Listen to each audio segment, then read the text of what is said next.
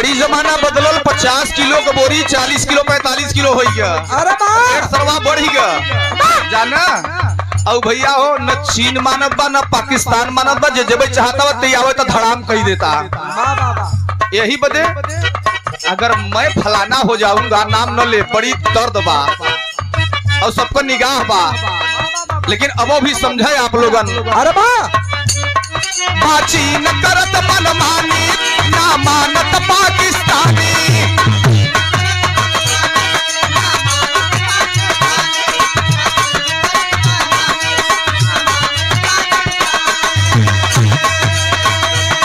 परिवर्तन अब करना है, परिवर्तन अब करना है, सोचत बा हिंदुस्तानी। परिवर्तन अब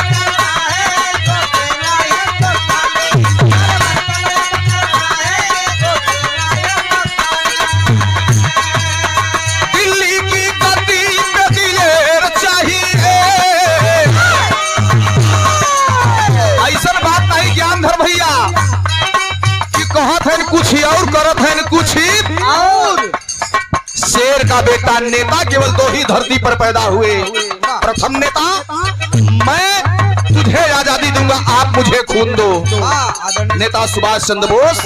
और दूसर के नेता अगर पैदा हुए तो धरती पुत्र माननीय मुलायम सिंह यादव, अन्यथा कोई नेता नहीं। लेकिन जो वीर था, जो शेर था, उस शेर के बेटे सवा शेर के लिए कहना है दिल्ली की गद्दी पे दिलेर चाहिए, दिल्ली की गद्दी पे दिलेर चाहिए, अखिलेश यादव जैसा शेर चाहिए।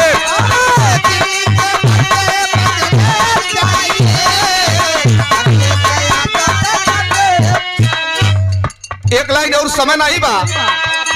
धीरे धीरे बंद होता सागरी योजना, कन्या विद्याधन बंद हो गया।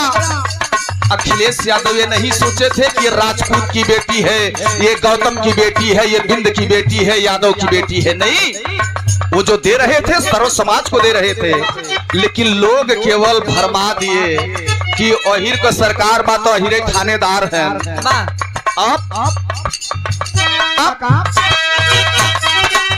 धीरे धीरे बंद होता सागरी योजना, हो खता मायूस देखा बहिनी वीरान हवा।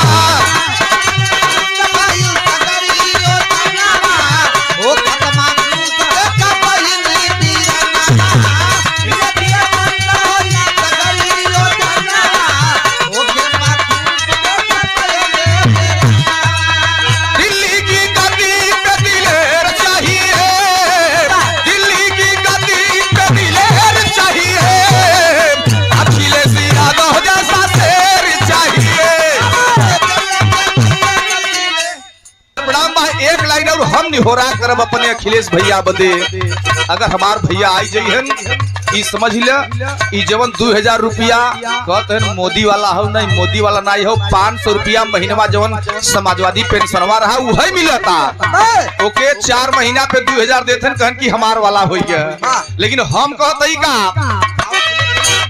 अखिलेश भैया मन सबका ताड़ी पे, अखिलेश नाम सबके दिलवा में धड़ के।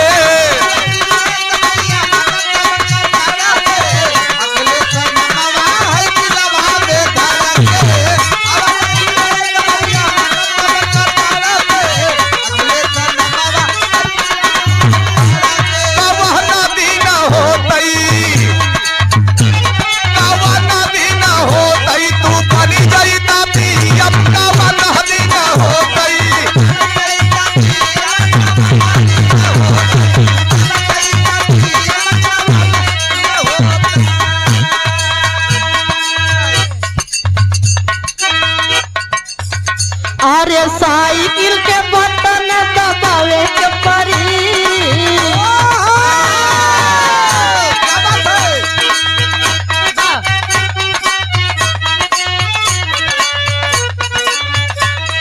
आज हम नहाइले वाली टेम्पू से